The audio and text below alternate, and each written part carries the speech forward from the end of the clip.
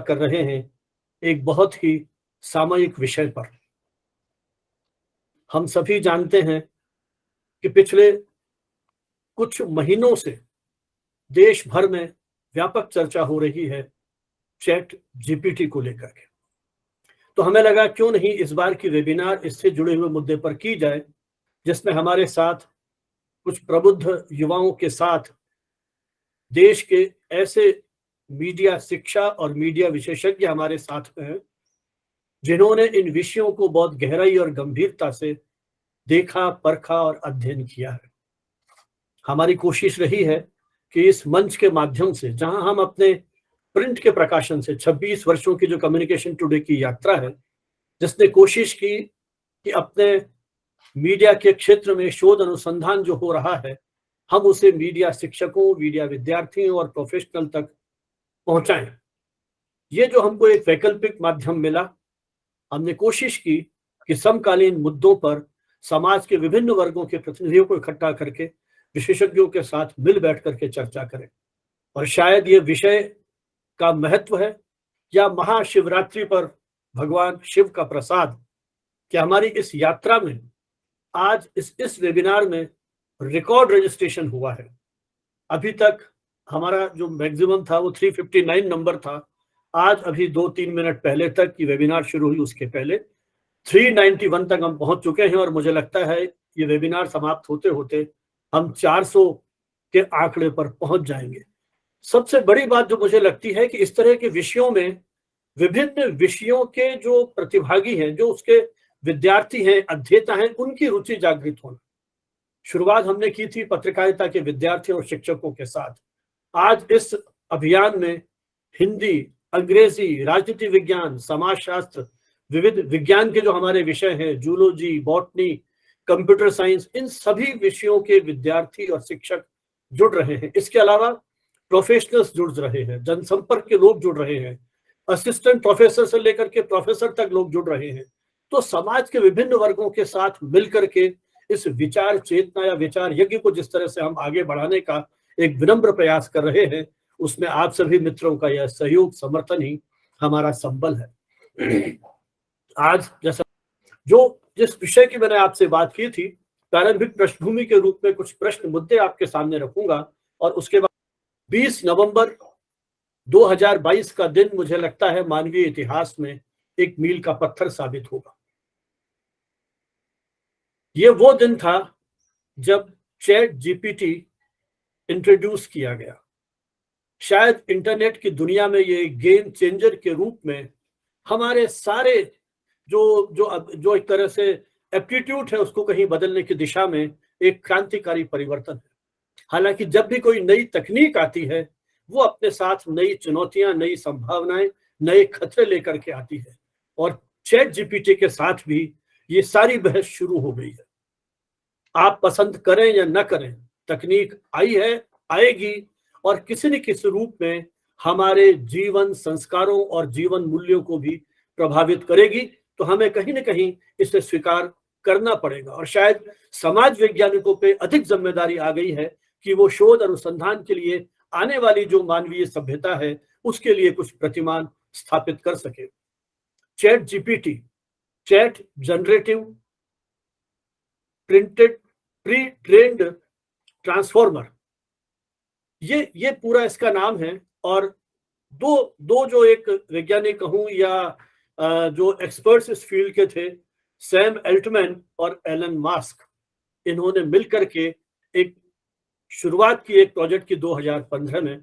बाद में Elon mask अलग हो गए, उन्होंने अपना इन्वेस्टमेंट किया, लेकिन इस कृत्रिम बौद्धिकता के उस पूरे अभियान से एलन मास्क भी अलग नहीं हुए हैं, अभी कहीं ना कहीं इसके साथ जुड़े हुए हैं। लेकिन आप कल्पना कीजिए कि जब हम शब्दों के माध्यम से मशीन से बात कर रहे हैं, रोबोट से बात कर रहे हैं, क्या आने वाले टाइम में, अभी तो केवल आप संवाद कर रहे हैं, कल्पना की जा रही है कि कल ये रोबोट आपके हमारी तरह से सोचने, समझने और संवेदनाओं के साथ प्रतिक्रिया व्यक्त करने लगेगा। तो क्या मनुष्य भी रोबोट होने की दिशा में आगे बढ़ रहा है? ये रोबोट आपके कहने पर कविताएं लिख रहे हैं, ये रोबोट आपके कहने पर बच्चों का होम असाइनमेंट कर रहे हैं, ये रोबोट एकेडमिक्स में शोध अनुसंधान आधारित आर्टिकल्स लिख रहे हैं। गूगल, जहां एक क्लिक पे आपके साथ हजारों प्रश्न खुल जाते थे, चैट जीपीटी आपके उस उत्तर का सीधा सीधा सटीक उत्तर देता है। वो सटीक है या नहीं, ये डिबेट का विषय हो सकता है। कंटेंट स्तरीय है या नहीं, ये डिबेट का विषय हो सकता है। लेकिन जिस स्पीड से ये सारा काम हो रहा है, ये अपने आप में मुझे लगता है शायद इस शताब्दी का एक बहुत बड़ा चमत्कार है। गूगल ने भी अपनी परियोजनाओं को, अपनी योजनाओं को, प्लानिंग को कहीं बदलने की दिशा में कदम आगे बढ़ाया है। वो भी इस चुनौती का सामना करने के लिए आगे आ रहे हैं।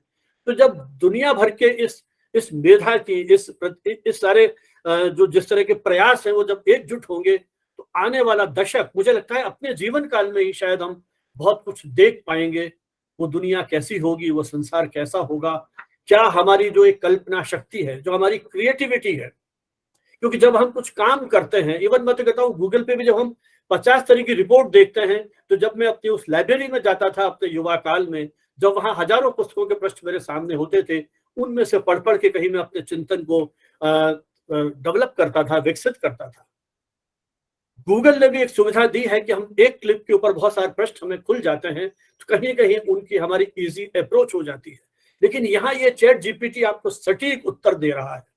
कई भाषाओं में आज ये सक्षम है बात करने के लिए, लेकिन ऐसा कहते हैं कि अंग्रेजी में ज्यादा प्रभावी ढंग से ये अपने आप को व्यक्त कर सकता है।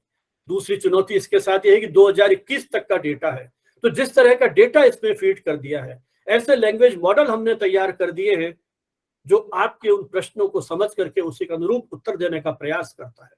आप ऑफिस में बैठे हैं, आप प्रशासनिक अधिकारी हैं, किस तरह से लेटर लिखना है, कैसे एप्लीकेशन तैयार करनी है, सब कुछ रेडीमेड हो रहा है।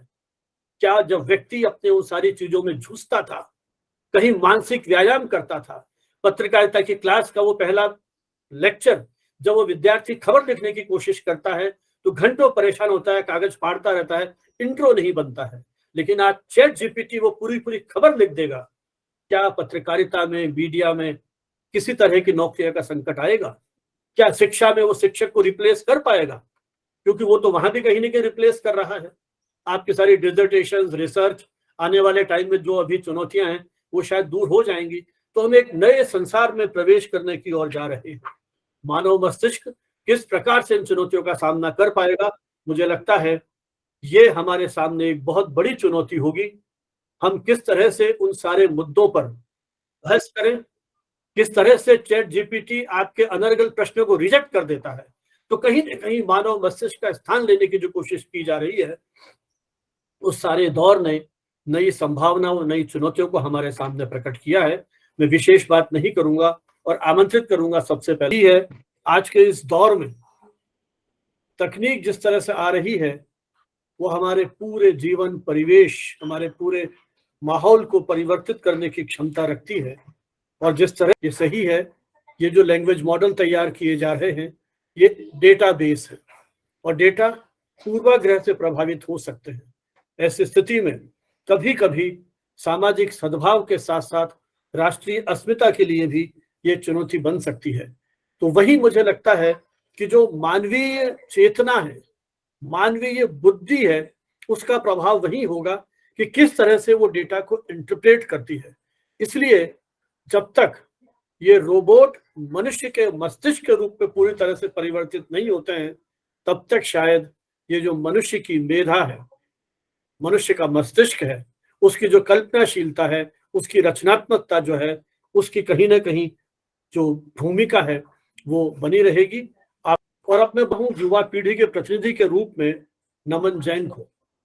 नमन जैन ने आईआईटी गुवाहाटी से अपनी औपचारिक उपाधि प्राप्त की और उसके बाद एक मशीन लर्निंग इंजीनियर के रूप में आपने अपने करियर की शुरुआत की। एक सॉफ्टवेयर इंजीनियर और डेटा साइंस कंपनीज में आपको काम करने का अनुभव, विशेषकर अमेज़न और फ्लिपकार्ट। फिलहाल वे फ्लिपकार्ट के साथ अपने हैदराबाद ऑफिस में काम कर रहे हैं और इसी के साथ साथ उन्होंने अपना एक स्टार्टअप भी शुरू किया जो generative artificial intelligence based art work पर केंद्रित है। तो ये जिस विषय पर हम आज बात कर रहे हैं उसका एक जो प्रारंभिक अनुभव है वो एक तरह से इन्होंने महसूस किया है। और इसके अलावा लेखन में भी इनकी रुचि है और प्रोडक्टिविटी और लाइफस्टाइल जैसे विषयों के ऊपर ये अपना ब्लॉग भी नियमित रूप से लिख रहे हैं, क्योंकि अंततः हमारे में से अबाउट 60s हैं, उन्होंने लगभग अपनी इनिंग खेल ली। अब तो हम इन सारी चीजों को एक दृष्टा की तरह कहीं ना कहीं देख रहे हैं, लेकिन ये पीढ़ी आने वाले समय में इसी तकनीक से जूझेगी। इनके करियर को लेकर के, इनके रोजगार को लेकर के, इनकी क्रिएटिविटी को लेकर बहुत सारे ऐसे मुद्दे हैं जिससे युवा पीढ़ी रूबरू होगी, वो उनसे साक्षात्कार करेगी। तो एक आर्टिफिशियल इंटेलिजेंसी और कंप्यूटर साइंस का विद्यार्थी इन सारे मुद्दों को किस रूप में देखता है, उन संभावनाओं चुनौतियों को किस रूप में देखता है, मैं आमंत्रित करता हूं नमन जैन को अपने अनुभव हमारे साथ शेयर करने के लिए। नमन जैन। थैंक्स अ लॉट इतना डिटेल और प्रिसाइज इंफॉर्मेशन के लिए। तो मैंने एक छोटी सी प्रेजेंटेशन बनाई है इसके लिए। आई थिंक मैं जल्दी से गो थ्रू करता हूँ क्योंकि टाइम काफ़ी हो गया है, तो I just go through this. Just आप बता देना कि मेरी स्क्रीन दिखने लग जाए तब। हाँ, दिख रहा है। ठीक है, बंद हो गया लेकिन तो, अभी जैसे कि प्रीवियस स्पीकर्स ने बताया, आई थिंक चैट जीपीटी काफ़ी लोग जानते हैं, और अब ये केवल टेक डोमेन में ही सीमित नहीं रह के नॉर्मल लोग, आम आदमी के पास भी आ रहा है। तो मैं जस्ट बताना चाहूँगा कि under the hood chat GPT क्या है और इसके क्या क्या यूजेस होते हैं। एंड चैट जीपीटी के साथ ही और भी कई तरीके के जनरेटिव एआई मॉडल है, तो उसके बारे में भी मैं बताऊंगा। एंड फाइनली फ्यूचर कैसा होगा विद दिस टेक्नोलॉजी, उसके बारे में थोड़ी हम बात करेंगे। तो सबसे पहले बात करते हैं कि चैट जीपीटी है क्या अंडर द हुड। तो ये जनरेटिव एआई की कैटेगरी के अंदर फॉल करता है। तो जनरेटिव एआई, जैसा कि नाम ही है जनरेटिव, तो इस टेक्नोलॉजी से हम चीज़ें जनरेट कर सकते हैं, जैसे गाने, वीडियो, इमेजेस, एनिमेशंस और बहुत कुछ। एंड ये टेक्नोलॉजी नई नहीं है, ये काफ़ी पुरानी है। और चैट जीपीटी की भी अगर बात करें तो वो गूगल ने सबसे पहले ट्रांसफॉर्मर मॉडल निकाला था 2017 में। और फिर ओपन एआई जो कंपनी है, उसने generative pre train transformer which is GPT वो निकाला 2018 में, एकदम बहुत छोटे से डेटा पे ट्रेन था। आई थिंक जो ओपनली फ्रीली अवेलेबल बुक्स हैं उस पे ट्रेन था। एक साइट है प्रोजेक्ट गुटेनबर्ग करके, तो उस पे काफ़ी सारी प्री बुक्स मिलती है, तो मोस्ट लाइकली उस पे ट्रेन था।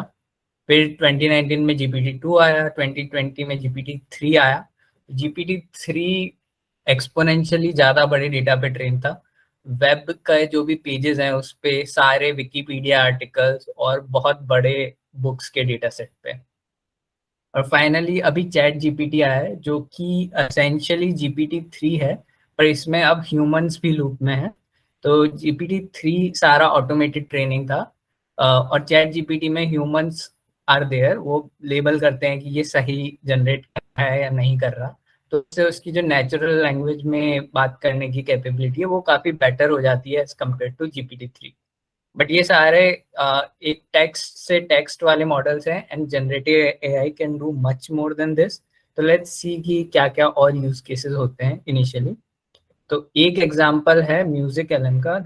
मैंने तो एक बार आप थोड़ा सुनिए इसे।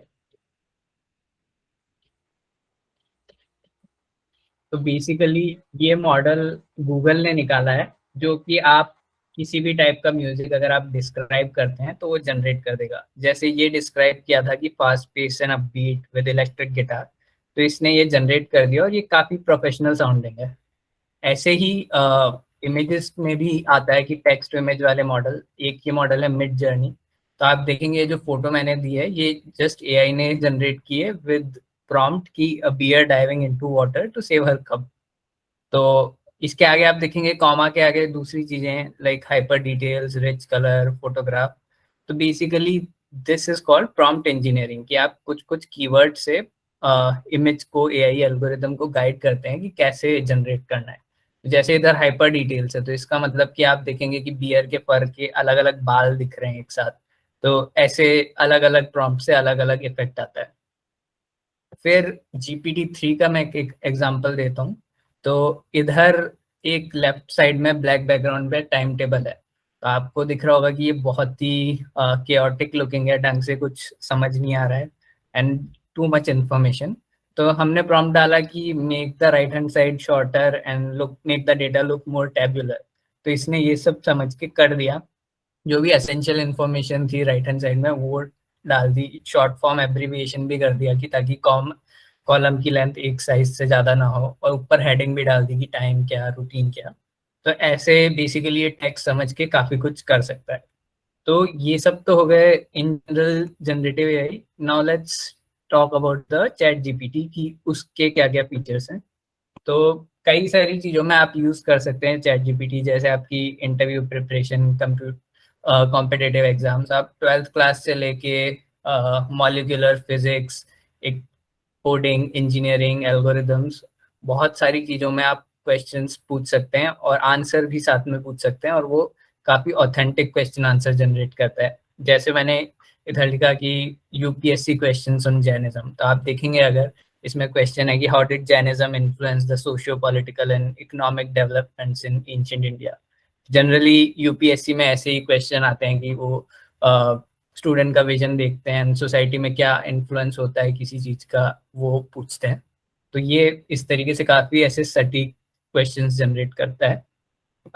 नेक्स्ट एग्जांपल है कि लेट्स से आपको कुछ ईमेल लिखना है और आपको पूरा अच्छे से ड्राफ्ट नहीं करना, कंपोज नहीं करना, तो आप जस्ट डिटेल बता सकते हैं कि ये मेन पॉइंट्स हैं, ये होने चाहिए ईमेल में, and then ask it to write it and it will generate a very formal, very authentic email. इसमें ये फिल इन द ब्लैंक्स भी डाल देता है कि जैसे डियर मैनेजर्स नेम है, लास्ट में योर नेम है, तो इस पूरी टेम्पलेट को आप ऐसे ही एज इट इज यूज कर सकते हैं, जस्ट नाम वगैरह सब्सटीट्यूट करके। फिर और भी चीज़ें हैं, जैसे आप आउटलाइन, लेआउट, प्लान्स, ये सब उससे लिखवा सकते हैं कि अगर आपको जैसे कुछ आर्टिकल राइट करना है तो यू कैन जस्ट आस्क कि राइट आउटलाइन फॉर आर्टिकल, या कोई दूसरी वेबसाइट क्रिएट करनी है तो आप पूछ सकते हैं कि वेबसाइट में क्या क्या पेजेस होंगे, कैसे कैसे काम करेगा। तो वैसे this can generate the blueprints. फिर एक और चीज़ है कि आप पर्सनलाइज्ड रूटीन्स, या इवन आपको कहीं घूमने जाना है तो आप वहाँ की इटिनरी जनरेट कर सकते हैं। इधर जैसे कि पूछा गया कि लाइक ये पर्टिकुलर गोल है और मेरे को इतना एफर्ट स्पेंड करना है, अब मेरे लिए टाइम टेबल जनरेट करो, तो that it can do and काफ़ी अच्छे से करता है। तो basically the only limit to this is your imagination. It can also be creative, कि जहाँ पे ये लिखा है कि इधर प्रॉम्प्ट था कि रॉबर्ट फ्रॉस्ट की स्टाइल में चैट जीपीटी को डिस्क्राइब करो।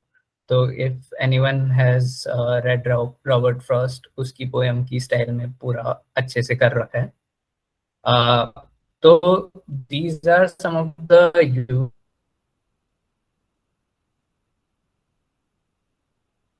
Uses of chat GPT, but then उसकी काफी सारी लिमिटेशन भी।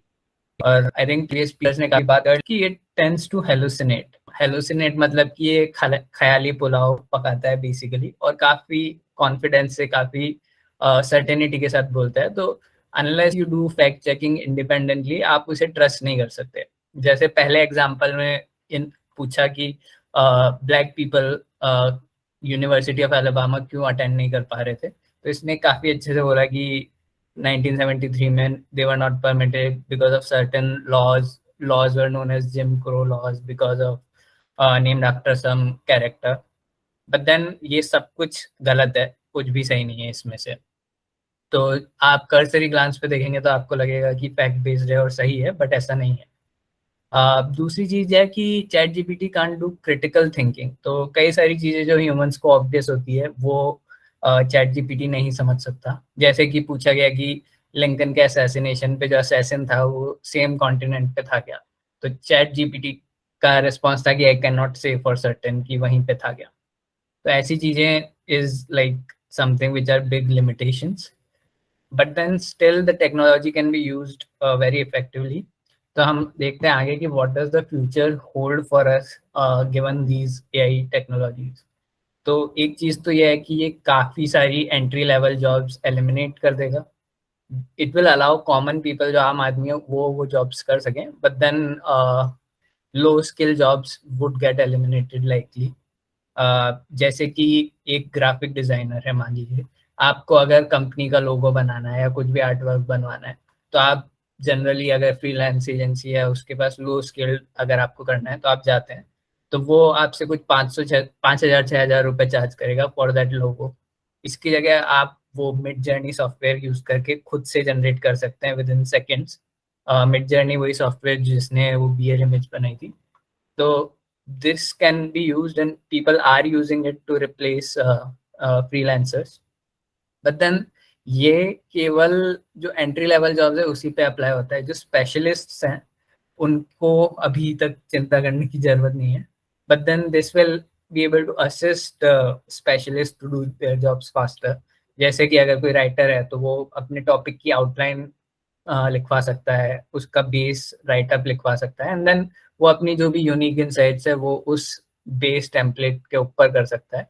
तो then it would be making their work flow faster, और ऐसा हो भी रहा है आजकल।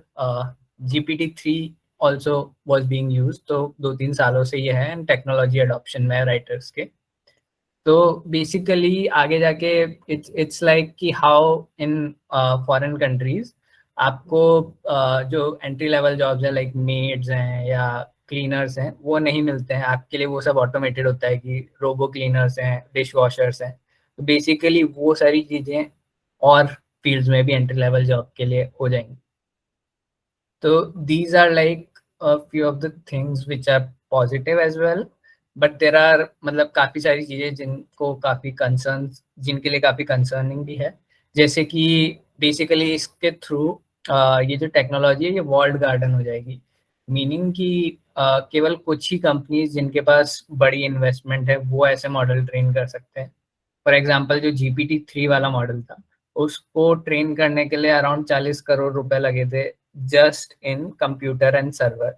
आप इंजीनियरिंग कॉस्ट और कोड कॉस्ट और जितना टाइम स्पेंड हुआ वो सब तो छोड़ ही दीजिए, तो मिनिमम से मिनिमम भी 50 करोड़ लगेगा एक जनरेटिव AI मॉडल ट्रेन करने में।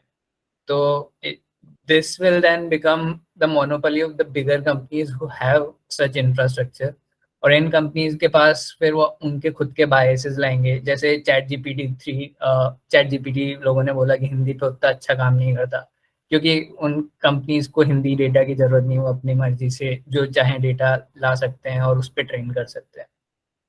एक और चीज़ ये है कि फेक न्यूज़ और डीप फेक्स भी काफ़ी कॉमन हो जाएंगे। तो फेक न्यूज़ जैसा आपने देखा जो ब्लैक एग्जाम्पल था, पढ़ने में एकदम काफ़ी ऑथेंटिक लग रहा था बट एक्चुअली वो फेक था। तो ऐसे जो अलगाववादी लोग हैं वो इसका यूज़ करके अपना एजेंडा पुश कर सकते हैं। और डीप फेक मतलब कि कोई भी इमेज है तो आप उसको अब AI के थ्रू एडिट करके ऐसे कोई भी एविडेंस प्लांट कर सकते हो या कुछ भी उसके साथ टेम्परिंग कर सकते हो। तो ये सारे बड़े खतरे हैं, और आई थिंक आगे जाके नई पोजीशंस एजेंसीज ओपन होगी जो ये फैक्ट चेकिंग करे डीप फेक है कि नहीं ये चेक करें। तो बेसिकली ये कुछ ओवरव्यू था कि चैट GPT कैसे हमारी लाइफ को चेंज करेगा, इम्पैक्ट करेगा। अगर आपको कुछ क्वेश्चंस है आगे और जानना है डिटेल में तो आप मेरे को रीच आउट कर सकते हैं ईमेल पे, या फिर मेरे को लिंक्डइन पे आप रीच आउट कर सकते हैं। तो हाँ, ओवर टू यू। बहुत बहुत धन्यवाद नमन। आपने किस तरह से ये जो यात्रा की शुरुआत होती है चैट GPT की, उसकी उस पृष्ठभूमि से शुरू करते हुए उसके उपयोगों की संभावनाओं पर काफी प्रकाश डालने की कोशिश की है कि कहाँ कहाँ किस किस रूप में हम इसका उपयोग कर सकते हैं। इसी के अतिरिक्त जो चुनौती है तो बात सही है कि ये आंकड़े विश्वसनीय नहीं हो सकते आज की तारीख में। ये क्रिटिकल भी नहीं है, आलोचनात्मक ढंग से सोचने में सक्षम नहीं है। अब ये इन वैज्ञानिकों को निर्भर करता है कि आने वाले समय में ये जो चुनौतियां हैं इससे निपटने के लिए वो किस तरह से तैयारी करते हैं। आपने प्रारंभिक स्तर पर रोजगारों का जिस तरह से संकट आएगा उसकी आशंका प्रकट की।